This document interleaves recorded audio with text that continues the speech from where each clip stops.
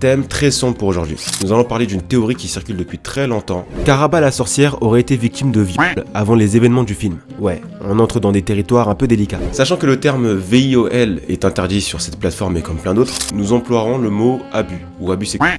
C'est bon pour vous ?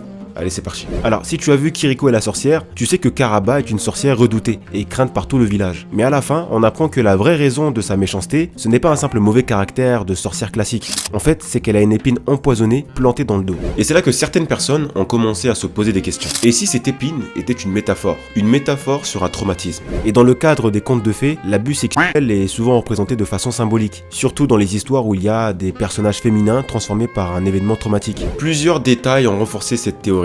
Karaba vit seule, isolée dans une forteresse. Elle est remplie de haine contre les hommes du village. Elle agit avec violence pour se protéger ou pour affirmer son autorité. Alors je ne suis pas psychothérapeute, mais ça pourrait correspondre à la réaction d'une personne qui aurait subi un traumatisme profond. Et c'est là que